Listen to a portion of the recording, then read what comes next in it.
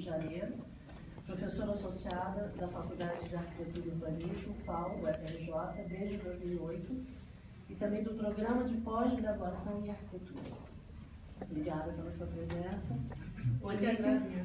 Monique já é de casa, todo mundo conhece a nossa querida Monique, ela é coordenadora acadêmica de projetos aqui do SEB, doutora em História, Política e Bens Culturais pelo CEPEDOC FGV. Também já apresentei. Vamos começar pelo começo. Vamos começar pela sua impressão. Eu gosto muito de saber a impressão, de olhar no primeiro instante, né, de um repórter chegando no lugar. Como foi, conta um pouco dessa experiência do museu. O que você acha que aquilo imprimiu a você como novidade, como importância da Bauhaus? Fala um pouquinho dessa sua ida a Weimar. Pois é, Weimar, tem como microfone? Não, né? Acho que é uma sala pequena, né? A gente está ao vivo pelas redes sociais da FUSEB, é isso? Isso. O microfone está funcionando hoje? Sim.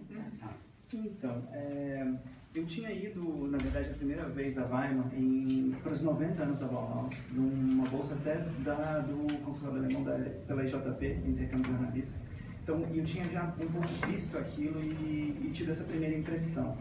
Só que, claro, o museu ainda não estava lá, mas foi o primeiro contato que eu tive. E eu sempre fiquei impressionado de Brasília. Então, eu cresci nos prédios do Niemeyer.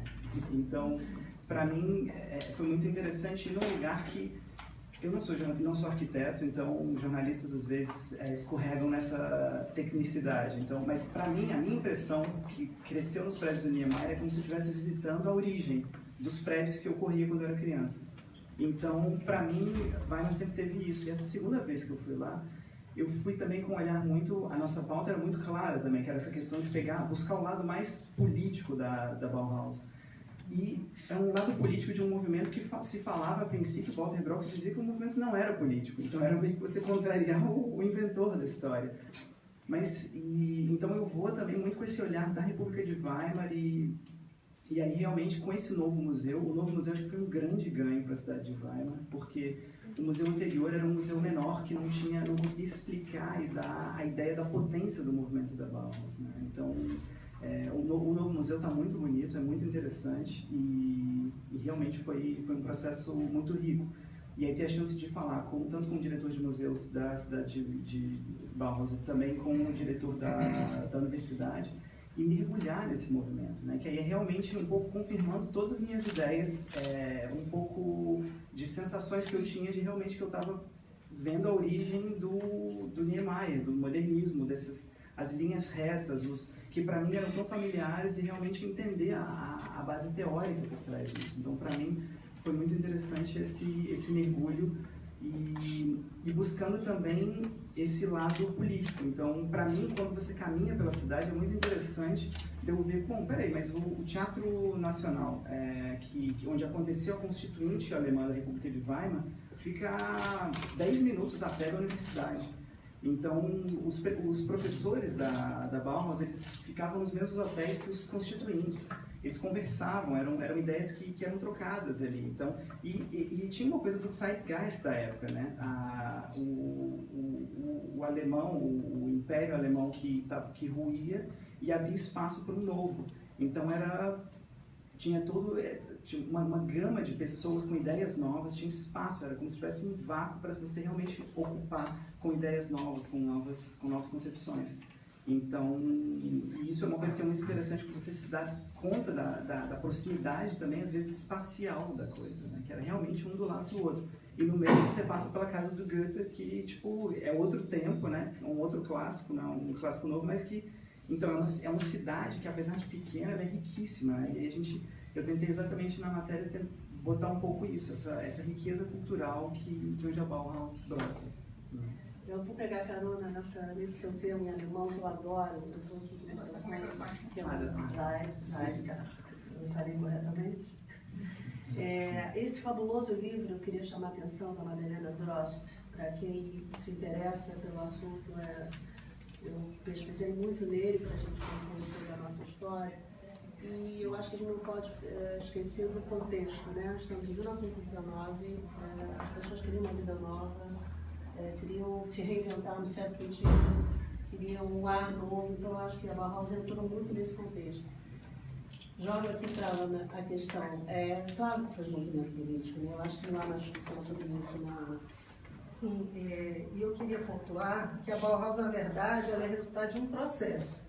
É um processo que vai desde a relação, a saída, né, do conflito e uma tentativa de reposicionamento da Alemanha diante do mundo, né, através de um processo de industrialização de qualidade.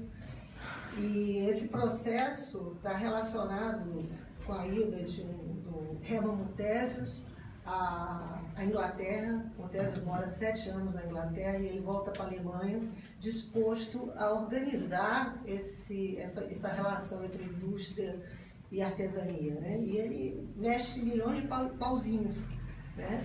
Contatos, relaciona pessoas, empresários com instituições. E a partir desse processo, eu acho que tem alguns pontos que depois eu posso voltar,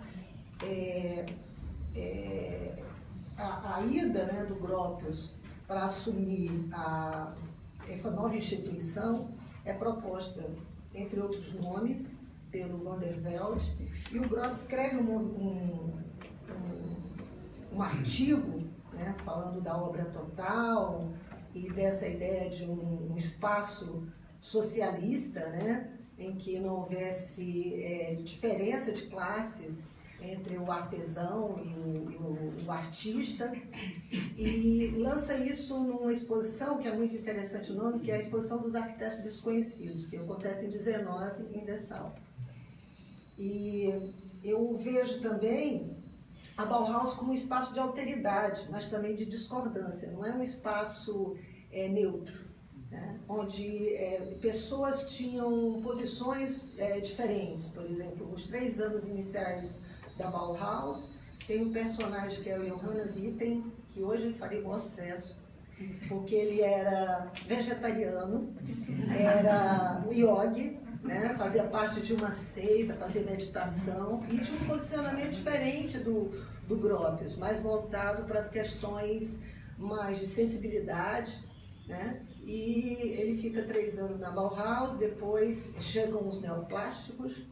Enfim, a gente vai ver que lá esse espaço dialógico, né, de lutas, de discordâncias, que também participam as mulheres, os comunistas, os socialistas, os judeus, os não judeus, e que eu acho que a gente deve recuperar essa ideia, né, nas nossas instituições, de poder discutir com a diferença. E outro ponto que eu queria colocar é a questão das mulheres, né, que agora está sendo recuperada, essa história que foi apagada pelo nazismo e que tem mulheres incríveis. Inclusive vai sair um filme sobre uma mulher, o nome dela é muito complicado de dizer, o alemão é uma língua que eu gostaria muito de falar, ser fluente em alemão, infelizmente não sou. E esse filme é sobre Lotte na Bauhaus, mais ou menos do filme, e é um filme sobre essa mulher que sai de casa e que a família rejeita essa posição dela, casa com uma artista, que era uma artista da Bauhaus, que era teatrólogo, né, e vivia de um canto para o outro. Enfim, ela acaba morrendo num bombardeio em 1944, e tem várias histórias de mulheres que eu acho que é interessante, que na verdade elas eram 1/3 dos alunos da Bauhaus. E elas não podiam assumir, por exemplo, elas tinham uma diferença ali dentro, elas não tinham total liberdade, a maioria delas tinha que fazer os cursos que eram mais ligados à esfera doméstica. Então acho que é interessante que a gente coloque isso. Você fala da Lotte que morou no Brasil, em Petrópolis? Não, ela não morou no Brasil. O nome desse filme, o nome do filme chama Lotte na Bauhaus. Quer dizer, na? A-N? Então eu acho na Bauhaus. Monique, eu vou te fazer jogar para você a grande questão da diáspora.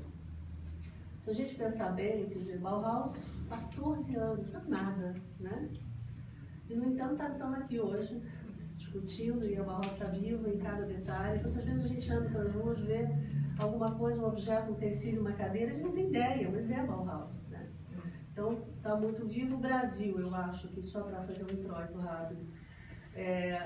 A Bauhaus ficou muito confinada, né, nos primeiros tempos a uma elite, que poderia encomendar um arquiteto muito sofisticado uma casa, com suas praticidades, seu charme, etc.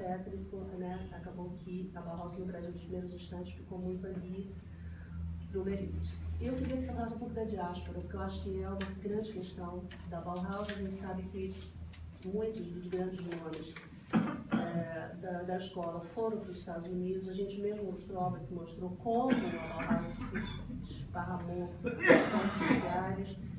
E aqui no Brasil também. Na realidade, esse ar europeu que a gente fala do programa é um ar também de todas as questões políticas que estão acontecendo aqui no instante. Fala um pouquinho sobre essa diáspora.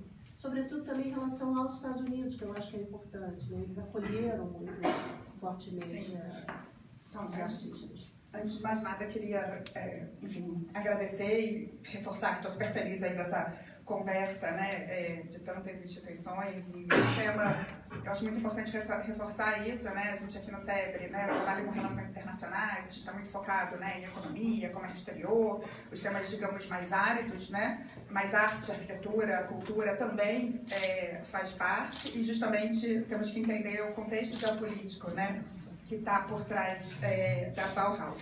Eu acho interessante aqui no programa, e agora assistindo pela segunda vez ficou mais claro para mim, a própria Bauhaus, ela migra dentro da Alemanha, né? Ela começa, eu não vou conseguir falar os nomes, mas ela começa em Weimar, vai para Dessau, né? Dessau, e enfim, termina em Berlim, quando ela é de fato, quer dizer, ela vai ser perseguida, né? De fato, essa é muito interessante, como tem um documentário que eu uso muito em sala, que é o Arquitetura da Destruição, do Peter Cohen, eu acho, é da década de 90 esse documentário, mas ele mostra muito como, né, o próprio nazismo, né, a elite nazista tinha uma visão de arte, arquitetura, né, e que era pelo classicismo, pela antiguidade, né, e era contra a arte degenerada, que, enfim, né, esse tipo de arte faz parte. Então, acho interessante isso, que tem uma própria migração, né, dentro da Alemanha, e vocês mostraram no programa, eu fiquei anotando aqui, né, a diáspora, que foram 14 anos, cerca de 700 alunos, pessoas, né, ligadas, então, Líbano, Burundi, Guatemala, Inglaterra, Finlândia, a elite, o Gropius, não sei se é assim que fala, né, vai ter um papel muito importante em Harvard, né, o Van der Rohe em Chicago, Hannes Meyer vai para a União Soviética. Eu acho muito interessante, mas o que eu queria ressaltar, o que eu acho que talvez seja novidade, é que uma parte significativa vai parar não era Israel ainda, né? Era o mandato britânico, né? Tem um mandato britânico na Palestina, que vai até 48, e 10 anos antes tinha sido fundada a cidade de Tel Aviv. Você tinha a cidade árabe histórica de Yafo, uma cidade milenar, muito linda, e naquela narrativa dos judeus, né, do seu próprio nacionalismo, eles criam Tel Aviv em 1909. E o que é muito interessante, o movimento ele é apolítico, né, como se apresenta, mas ele se casava muito com a ideia socialista, que era em grande medida a ideia majoritária do sionismo nessa época, né? Enfim, socialismo, né? E isso é muito interessante porque você vai ter uma diáspora muito grande, né? Enfim, não só arquitetos, né? Enfim, designers da Bauhaus que vão para a Palestina do mandato. Eu vendo as imagens, é muito interessante porque eu morei 5 anos em Israel, eu lembro de refeitório de kibbutz, Bauhaus, mesmo em Jerusalém, que tem uma lei que a cidade tem que ser construída com aquela pedra, você tem esse misto de modernidade, porque tem uma presença muito alemã, de judeus alemães, mas sobretudo Tel Aviv, que eu acho muito interessante, às vezes as pessoas não se dão conta. Tel Aviv é tombada pela Unesco desde 2003, ela é conhecida como cidade branca, né? Isso é interessante, porque essa arquitetura, que a funcionalidade, a racionalidade, casava muito justamente com aquela ideia. Mas o que eu acho interessante também, eu não sou da arquitetura, mas, por exemplo, o prédio inicial que vocês mostraram, e toda essa discussão da casa de vidro, porque na Europa precisava, né, do sol, lá não, a gente está falando, né, do Oriente Médio 50 graus no verão. Então é muito interessante como eles tiveram, né, que adaptar. E hoje a cidade de Tel Aviv tem 4.000 construções entendidas como Bauhaus, né? Quando eu morei nos anos 90, estudei na Universidade de Tel Aviv nos anos 90, a gente via, e eu confesso que eu achava feio, porque exatamente isso, não tem ornamento, né? Você tem a funcionalidade, e isso funcionava muito nos anos 30, nos anos 40.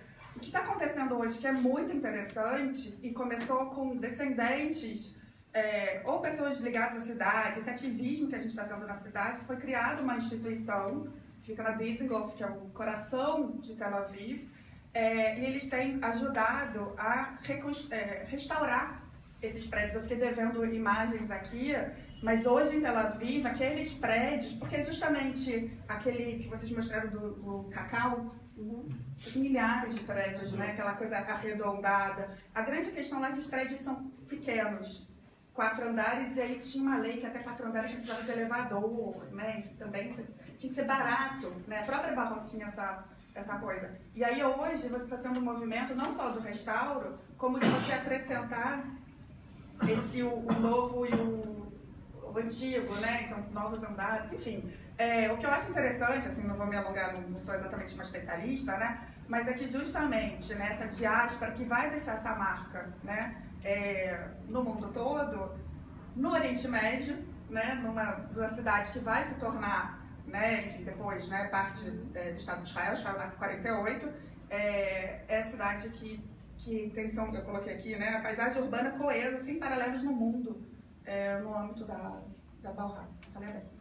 Ana, eu queria fazer uma certa provocação, um pensamento, se puder ligar o microfone, assim, duas pontas da Bauhaus. Assim, uma ponta seriam os conjuntos habitacionais, que foram muito populares, ainda na Alemanha, de uma sistematização estética que vem muito da Bauhaus e foi muito criticado, né? Assim, até hoje fala-se muito sobre isso.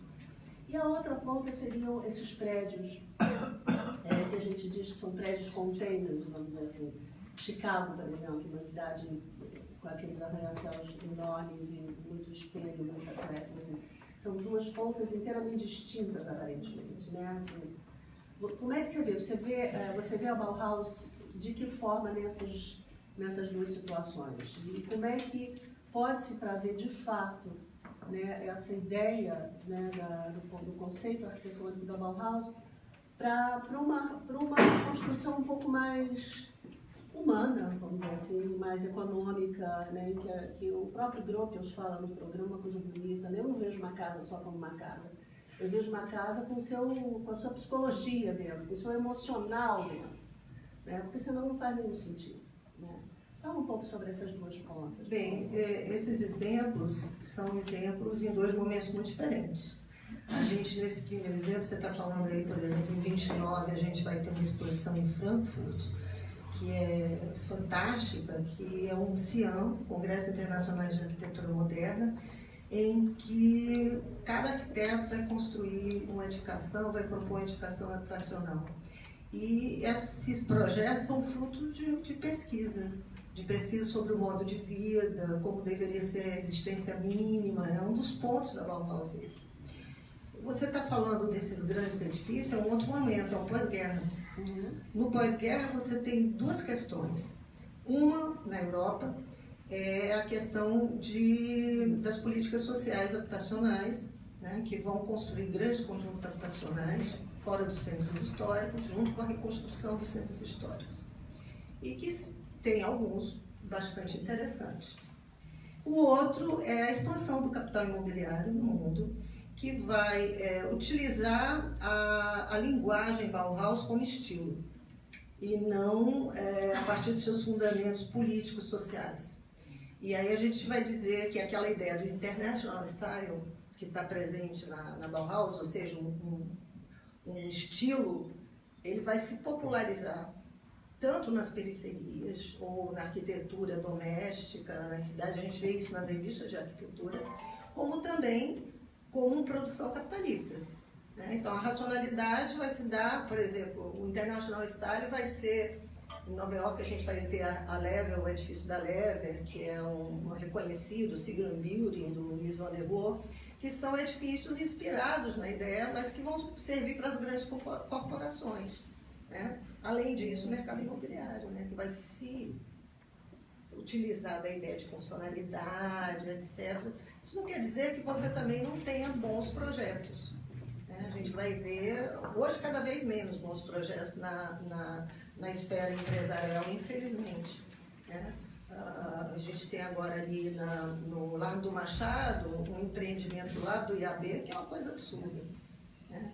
Que é um empreendimento que foge de qualquer racionalidade bauhausiana, porque a ideia da Bauhaus está ligada a uma racionalidade para a cidade, a funcionalidade da cidade.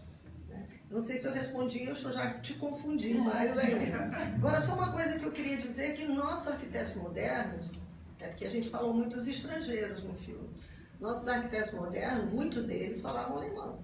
Então, na nossa biblioteca, nós temos vários livros em alemão, inclusive uma edição do Neuffer, quem for arquiteto conhece o Neuffer, que é um livro básico para os arquitetos, em alemão. Uma edição da década de 30, logo depois da primeira edição na Alemanha, né? Nós temos esse exemplar na nossa biblioteca. Você, como professora, que está ali, né, cara a cara com a sua juventude toda, os futuros arquitetos, você acha que a Bauhaus está presente no conceito deles de pensar como arquitetos na construção, na execução de suas tarefas hoje? Olha, como é que está ali hoje assim, o estudante brasileiro em relação à Bauhaus? Tá, eu acho que assim, a gente está muito contaminado pela visibilidade.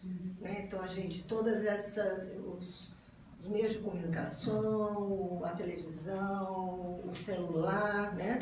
Pela imagem, né? Pela sedução da imagem. Meu objetivo no ateliê é trazer um pouco da minha formação, né? E a gente tem discutido muito, sobretudo num país como o Brasil, que tem necessidades prementes na área educacional, de saúde, né? E a gente tem que ensinar o pessoal a projetar com o básico. Então, o que é o básico? Se a gente olhar no entorno, a gente vai ver que a vida é pilar, né? Não são aquelas grandes formas sedutoras, né, dos países árabes, né, etc. Mas aquela arquitetura do dia a dia, né? A casa, o posto de saúde, a escola, né? Que vai resolver o centro comunitário, a vida cotidiana das pessoas. Isso não quer dizer que também não se possa fazer as grandes coisas, né? O museu, etc. Que são as coisas mais visíveis nas redes sociais e na internet.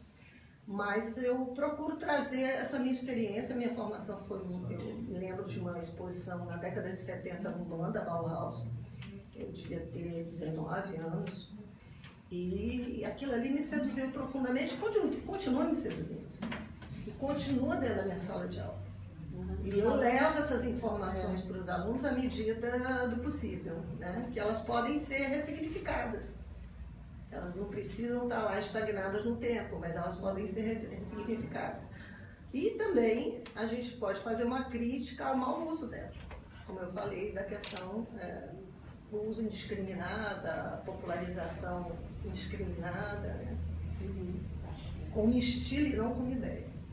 A Bauhaus está ali, né? Está ali sempre. E o que a gente percebe, olhando em vários momentos, se faz tão presente na nossa vida. Quando a gente está visitando, eu comentei com algumas pessoas, nossos amigos da redação, falei, olha, tá vendo isso aqui, essa luminária que foi super reproduzida, que tem na nossa mesa, isso aqui é um neto, uma filha, ou seja, da Bauhaus, isso é muito interessante. Albert, me conta um pouco como é que a Alemanha está preparando esse momento, né? Mas além do museu, a gente tem um grande arquivo em Berlim, não é? Conta um pouco dessa atmosfera. Quais são os próximos passos ou os atuais passos de comemoração dos 100 anos para a gente? Traz um pouquinho da Alemanha para a gente. Pois é, tem uns novos museus, tem um novo museu agora sendo inaugurado em Dessau, tem esse novo museu que foi inaugurado em Weimar, o arquivo da Bauhaus de Berlim também está sendo reformado, e estão tendo exposições desses 100 anos por toda a Alemanha. Uma das mais interessantes que eu achei foi uma que eles chamaram na Haus der Kultur und der Welt, que é um centro que fica bem em Berlim, que eles falam sobre a Bauhaus imaginista, que é falando só sobre o ponto de vista educacional da Bauhaus. Isso que eu acho que é uma coisa super interessante, que é claro que para a gente visualmente filmar, a gente filma um prédio, a gente consegue ver, isso é Bauhaus.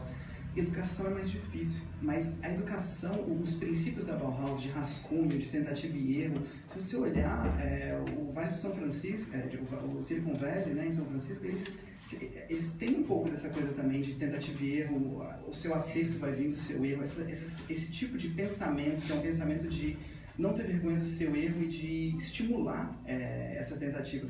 Os erros da Bauhaus no processo, professor, sempre um risco aqui falar sobre isso, né, arquitetura, mas eles tiveram tentativas ali no início eles tiveram um approach muito falando mais sobre artesanato, a indústria veio depois, então foi um movimento que ele foi mudando, ele mudava a grade, inclusive dos semestres, conforme o semestre estava andando, era uma coisa, um dos especialistas falava, eu acho impressionante como que podia funcionar, porque era caótico, né? Então esse tipo de pensamento caótico, muita gente chamava o pessoal da Bauhaus de Weimar, que inclusive eles tiveram uma resistência muito grande e acabaram saindo, porque eles eram os loucos da Bauhaus. Naquela época eles eram mostrados ou vistos como loucos, né? Que essa energia criativa. E essa energia criativa é uma energia que em Berlim agora tem se falado muito, que é essa questão dos anos 20, como que os anos 20 são parecidos, tem tido vários paralelos que estão sendo traçados dos anos 20 atuais, os anos 20 daquela época com os nossos tempos atuais. A gente tem um movimento também muito de loucos pensantes, a gente está pensando fora da casinha. Pensar fora da casinha acho que nunca foi tão valorizado hoje em dia, mas ao mesmo tempo a gente tem uma reação vindo, que era a reação, que naquela época era a reação do quadrado nazista, né? Essa coisa da forma que você vê na arquitetura, mas que você vê também em termos de pensamento. Então, esses paralelos desses avanços que a gente está tendo em forma de pensamento, de liberdade, mas ao mesmo tempo um retrocesso de conservadorismo, era uma coisa que era muito forte no DNA daquele momento e que infelizmente, enfim, não tem infelizmente ou infelizmente, mas a gente tem também nesse momento agora, né? A gente vive isso nas nossas ruas aqui, tanto no Brasil, tanto como na Alemanha, na Europa, né? A gente vê já de uma análise mais política. Vou pegar esse seu gancho, que eu adoro educação. Vou trazer a professora para a roda, Ana, essa mentalidade, porque eu acho que tem uma palavra que é mentalidade.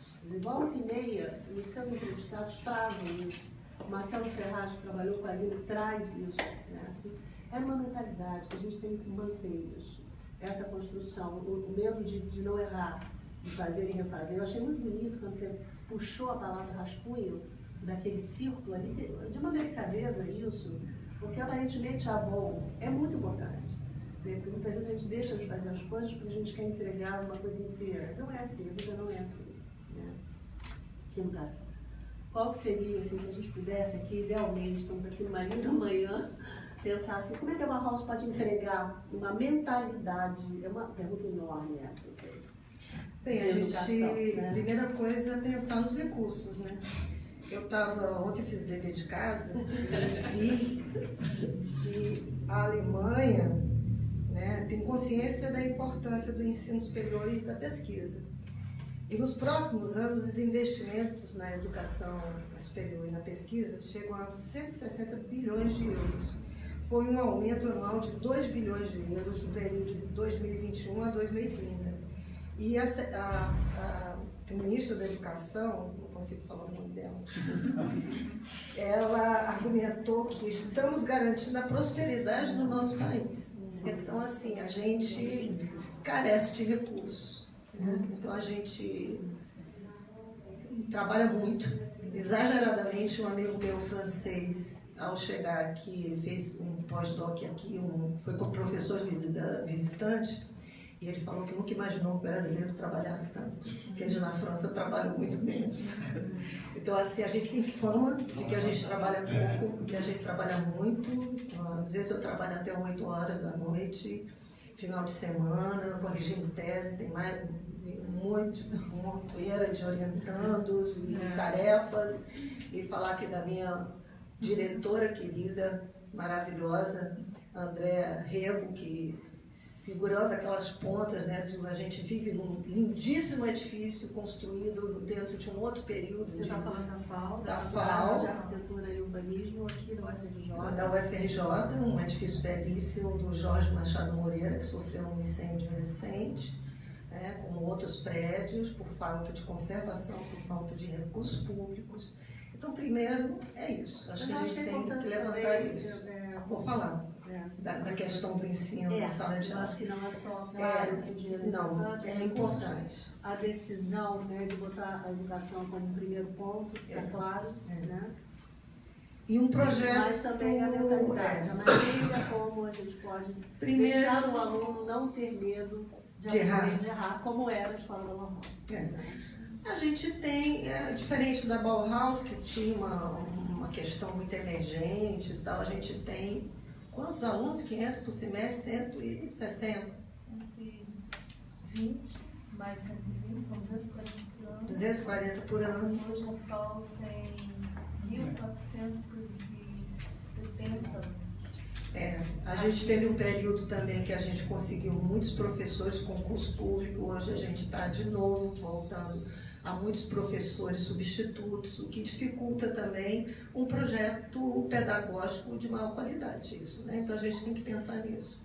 A nossa demanda também mudou, e esse ajuste também dos professores é complicado, mas nós temos um corpo técnico incrível, com mestrado, com doutorado, sobretudo com doutorado crescendo, a pesquisa nossa tem crescido bastante, e a pesquisa para os alunos também é um processo, essa integração, que inclusive é previsto pela Constituição Nacional, da integração entre ensino, pesquisa e extensão universitária, ela é muito importante dentro do processo de ensino. Ela não está só dentro da sala de aula, ela está nesses outros ambientes de estudo, né? Relacionada com a sociedade nos projetos de extensão. Então a gente tem que verificar isso também, né? A dimensão disso, a dimensão social disso, dessa nova demanda que a gente tem. E isso está presente em sala de aula, né? Então esse semestre eu tive alunos de Nova Iguaçu, de comunidades de Jacarepaguá, né? Da Zona Sul Carioca, e dialogar com eles me traz novas questões, esses diálogos. E essas questões, elas são colocadas em sala de aula, são discutidas, né? Infelizmente, a gente não tem aquele espírito, né? Porque a gente sabe que a gente está distante do centro, acho que a integração com as artes a gente tem mais distante, né? Porque são instituições separadas, tem todo um projeto que começa aí, um projeto norte-americano nos anos 60, de mudança, né, nessa integração. É mais complicado, né? A gente está muito mais ligado ao projeto urbano e o projeto arquitetônico, e mais desvinculado das artes plásticas e do design. Lembrando que o espírito da Bauhaus era exatamente tirar a integração e tirar um pouco essa ideia de que o artesão é menor. O artesão não é menor, né? O artesão está junto com, né? Seja lá em que circunstância. Eu achei muito interessante no nosso programa, quando o Rafael Manso, que é o professor lá da Mackenzie de São Paulo, me contou da dificuldade de mão de obra, porque o artesão, seja o marceneiro, seja, eles não queriam fazer um trabalho que eles achavam que era simples. Eles queriam o ornamento, né? Toda uma influência, né, da Europa lá atrás, né, da clássica, exatamente. E eu achei muito curioso isso, que o próprio Gregório teve que botar a mão na massa e falar, não, vamos simplificar, não é nada disso. Você vê como é que é uma coisa que a mim me surpreendeu muito, assim, de todas as coisas que eu ouvi sobre o...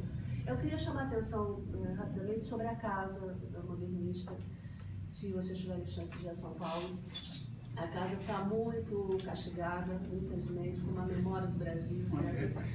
Fica a Rua Santa Cruz, Vila Mariana. E você andando pela Vila Mariana, você vê é interessante, você vê vários ares da Bauhaus, porque ele construiu algumas casas ali para vender e tudo mais. Então, é o que a gente estava falando da Alemanha, da importância da educação, sim, há tantos anos, e a gente vê uma casa como aquela tão importante ainda tentando sobreviver. Né? A gente vê a casa de vidro da Nina, lá em cima do Morumbi, com dificuldades também. Né? Aquilo ali é uma pérola, coisa, de uma beleza, de uma história do Brasil ali. Né? Então chama atenção para isso, como a gente está aqui também num certo elogio à memória. Né? Estamos falando de uma história de 100 anos que está aqui, presente conosco. Então o Brasil tem muito essa... Por que não, né? Me dói muito. Me doeu muito visitar todos esses lugares e vim com o coração apertado. Mas para não ficar uma coisa triste, vamos fazer o contraponto, que é o Sesc Pompeia, que é uma loucura de beleza. Aquilo ali flui com uma vida, sabe? E aí quando o Marcelo Ferraz, que trabalhou anos com a Lina, falou, presta atenção, vamos caminhar por aqui. Tem um ar Bauhaus o tempo todo, em tudo que você está vendo aqui. Sabe, senhoras aprendendo a tecelagem, o restaurante entupido de pessoas, as pessoas descobrindo as exposições, descobrindo coisas que saíram do seu confinamento, sobretudo aposentados, pessoas que muitas vezes não têm chance de conhecer coisas. Então, aí eu acho que teve assim, um grande momento Bauhaus dentro do Sesc Pompeia. E a Lina estava muito madura quando ela chegou nesse conceito, né? De vamos misturar tudo aqui nesse espaço lindo. Então é muito emocionante. Se vocês forem para a nossa lista de Folha São Paulo, se deem esse presente. Passem uma manhã no Sesc Pompeia, porque eu acho que vocês vão sair de lá diferentes. Eu queria abrir para perguntas, para curiosidades, para observações. O microfone, como é que a gente faz? Tem alguém que nos ajude aqui? Karina. Por favor. Tem uma mão levantada. Tem duas pessoas. Eu também queria falar de um. Tá ótimo. Porque abrir a roda é sempre gostoso, né? Ok, meu nome é José Otávio. Muito interessante não só ouvir toda essa discussão, mas durante isso aí me ocorreu uma lembrança. Eu não sei se vocês veem alguma interação, mas na época que foi criada a Bauhaus, havia movimentos muito importantes na arte e na música, por exemplo, o Klimt, Kokoschka, Paul Klee, e principalmente o Mahler na música. Se existe alguma, vamos dizer, influência disso, alguma inter-relação entre arte, música e Bauhaus? Agora a gente pode levar o microfone ali e aí depois... Ana, se sente à vontade para responder? Ótimo. Eu queria falar. Você quer falar também? Deixa ele primeiro, por favor. Parabéns pela organização desse evento. Recentemente eu vi uma fotografia do Frank Lloyd Wright visitando o Rio de Janeiro na casa do Warcraft, Antônio Pedro, juntamente com o Lúcio Costa. Os três fotografados no terraço. É uma foto linda. A casa foi demolida, infelizmente. Mas o que eu queria, na verdade, comentar sobre o painel é que o Bauhaus não era uma academia, não era uma escola, era uma ideia. Nas palavras do Mies van der Rohe, a ideia não morre, a academia morre, porque é movida por movimentos ondas de movimentos. E o Mies vai trazer a Bauhaus para Chicago. Ele é trazido para os Estados Unidos com a ajuda do Frank Lloyd Wright. E ele se estabelece em Chicago, onde ele projeta o campus do Illinois Institute of Technology. E ele passa a ser diretor lá.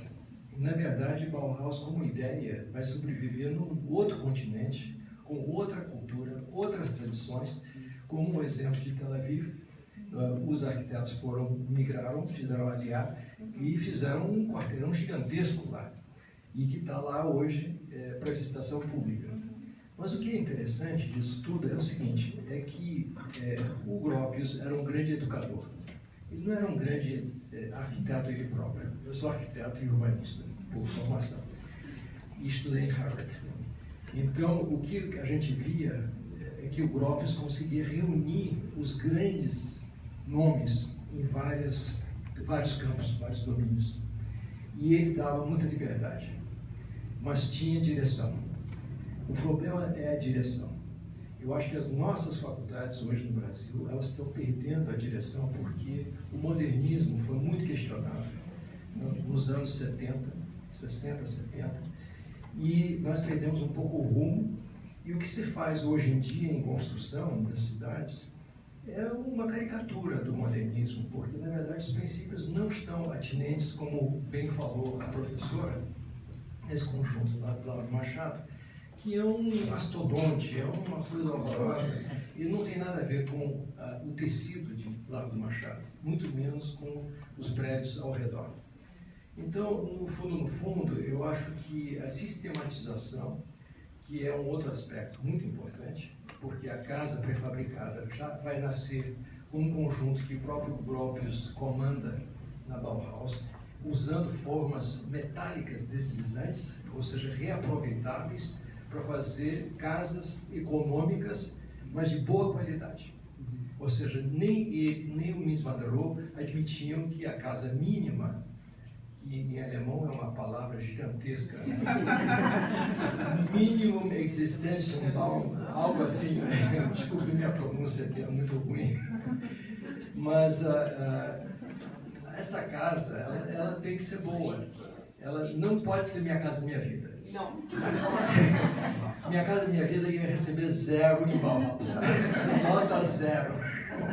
Ela não presta para nada. Ela não é durável, ela não é útil, né? Nem funciona. Bom, o que a gente vê nisso tudo? A gente vê que Bauhaus é uma ideia viva. É uma ideia viva. Ela não ficou superada. Ela está evoluindo. A cada instante você tem novos elementos que se integram e vão rever esses princípios. E esses princípios, na verdade, têm direção. O que nós perdemos um pouco na síntese das coisas é que o corbusianismo era uma utopia irrealizável. Ele tentou vender suas ideias na União Soviética e foi rejeitado. Ele achava que eles iam comprar. Porque é uma visão muito totalitária. É uma visão muito de cima para baixo. Quer dizer, nós decidimos fazer 1 milhão de unidades habitacionais. E ele achava que o governo lá ia aceder a essa ideia. Não tem capacidade de fazer isso. Nenhum governo tem. A habitação sempre foi construída localmente pelas comunidades e pelos proprietários. 80% de todas as habitações dos Estados Unidos é feito pelo proprietário. Ele mesmo contrata seu construtor, ele contrata um arquiteto, ele constrói. Mesma coisa no Brasil. Infelizmente, favelados têm que construir seus próprios porque eles não têm meios de fazer de outra maneira. Mas eu acho o seguinte, que se a gente recuperar um pouco o caminho da Bauhaus, que é uma inspiração, eu acho que já seria meio caminho andado. A inspiração é Bauhaus e nada de academia, nada de princípios férreos, pétreos, porque não funciona. E o Estado não é bom provedor. Ana, e tanta provocação. Nossa, O microfone está para você ou assim não está? Vamos por etapas. Vamos por etapas. Eu acho que a primeira questão é a questão esse cruzamento, né, a confluência entre todas as artes e tudo mais. Você está de acordo que tem essa fala? Sim, nós temos aí depois, lá meados do 19, toda uma discussão sobre a modernidade, a arte, a arquitetura dentro da modernidade, processo de modernização, novas classes sociais, etc., que vai culminar ali no início do século XX, até mais ou menos a Bauhaus, com as chamadas vanguardas artísticas. As vanguardas artísticas vão estar presentes em várias manifestações artísticas, desde a escultura, a arte, a arquitetura, a música, a dança, o teatro, né? Então, por exemplo, nós vamos ter o futurismo italiano, o expressionismo, que vai ter uma vertente francesa, mas vai ter uma vertente fortíssima na Alemanha, né? Que vai estar presente na pintura.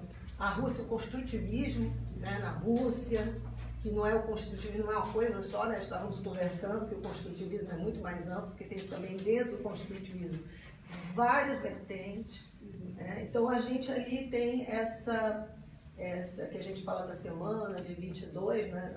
A semana de 22 é fruto disso também, né? Desses contatos intelectuais brasileiros com a arte que está se produzindo no exterior e também uma reflexão sobre a Terra Brasilis.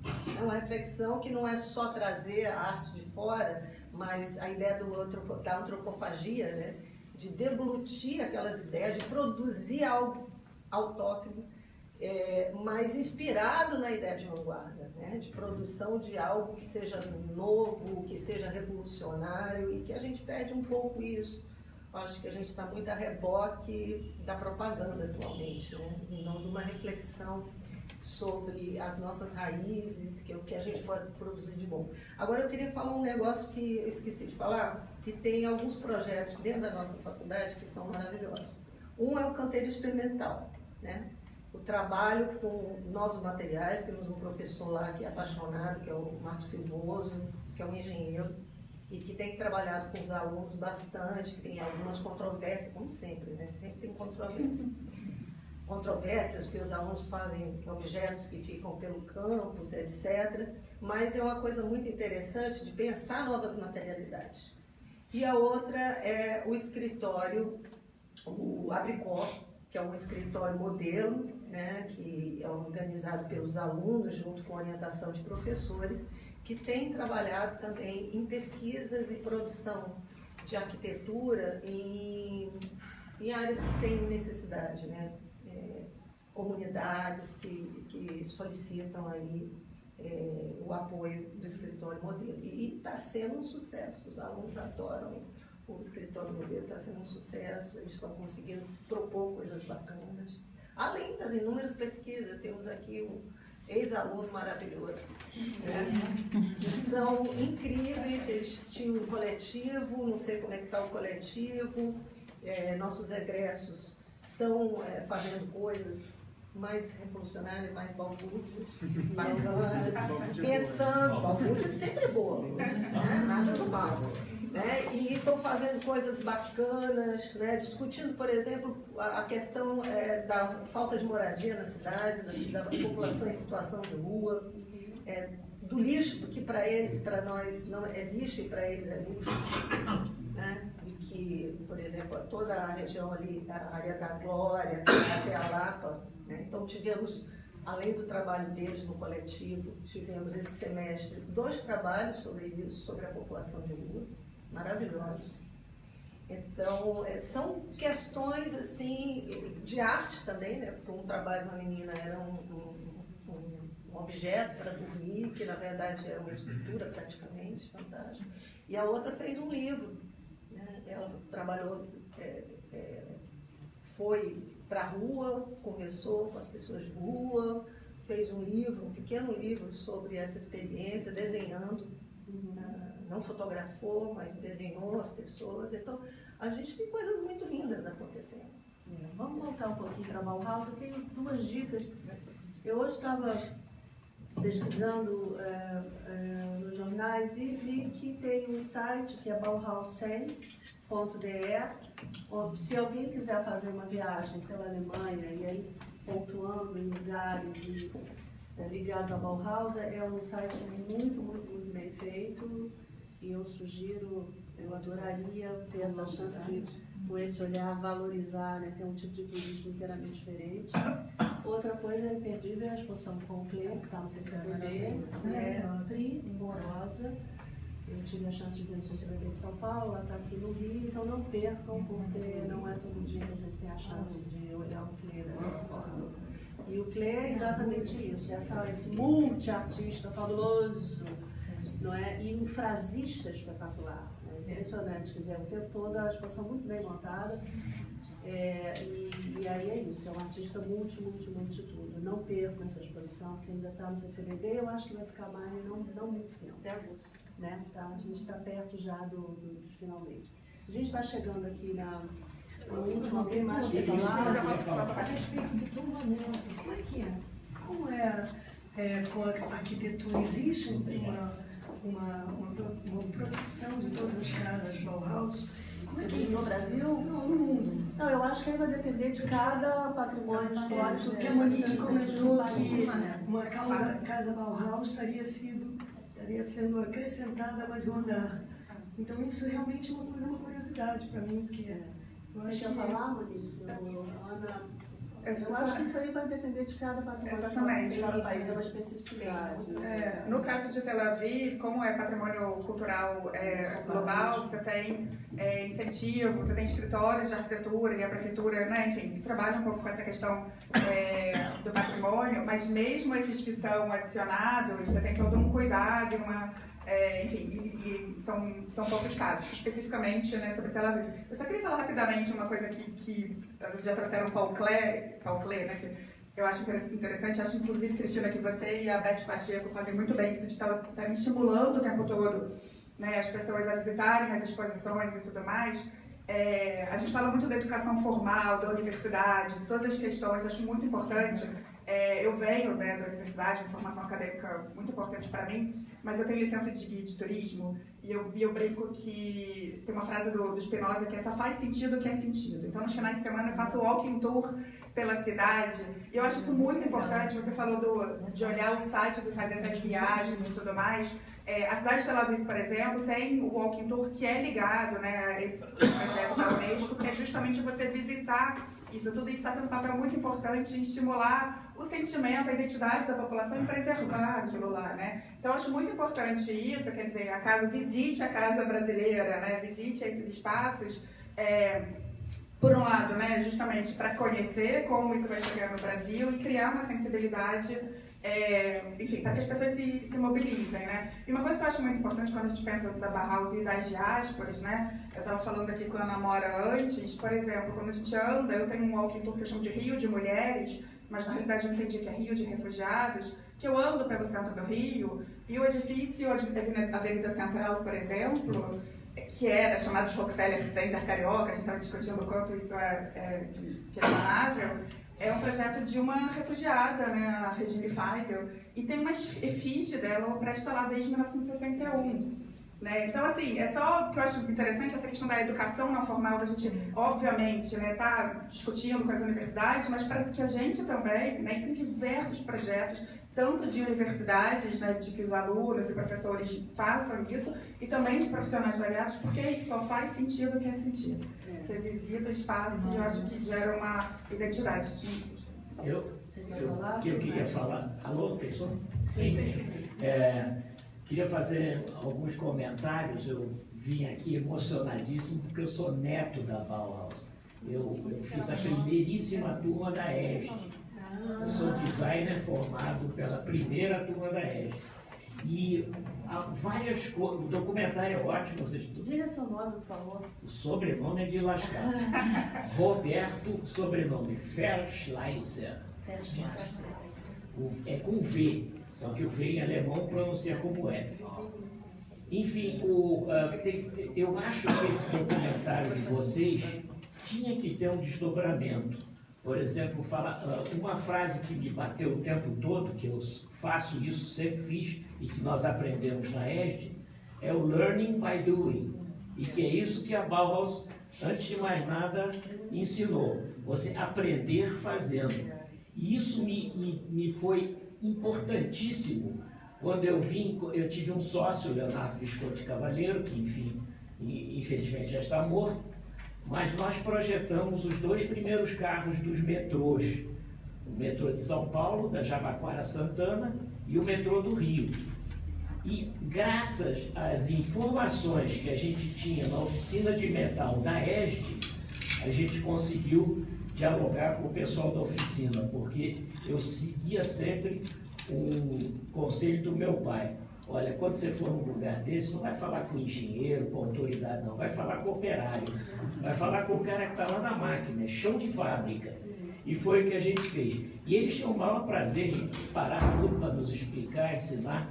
Então, muito desse learning by doing, a gente fez a vida toda. Isso é um ponto. Outro ponto é que vocês falam muito, nada contra a nobre classe dos arquitetos e da arquitetura, mas vocês deviam falar também dos objetos que a Bauhaus provocou e que são coisas mais íntimas, mais próximas das pessoas, o que a pessoa usa, o que a pessoa sente, o que a pessoa vê, cadeiras, exatamente, e por aí vai. Então tem um desdobramento. Com certeza. E outro desdobramento grande é um bairro inteiro que foi construído na Alemanha chamado Weisshof, onde tem todos os prédios que essa turma toda, Brotas, etc., não só construiu, como alguns até moraram lá. Que está perfeito até hoje. Eu estive há pouco tempo lá visitando com um amigo meu, designer inglês, o George Burden, que foi nada mais, nada menos que o designer do Boeing 747. E o cara é uma figura. Eu estive com ele na Bahia e enlouqueceu. Botou um chapéu de palha, calção, sandalhão, não queria mais sair de lá. Mas enfim, isso é complemento. Então, esse desdobramento do documentário de vocês, e já que vocês estão querendo trazer essa informação, que é importantíssima para o público em geral, valeria a pena. Você sabe que, eu só te respondendo rapidamente, nós, jornalistas, sofremos de uma coisa chamada barato de riqueza, que eu chamo muitas vezes. A gente tem um mundo de informação e a gente vai depurar, né? Como a gente faz com qualquer com vinho, por exemplo.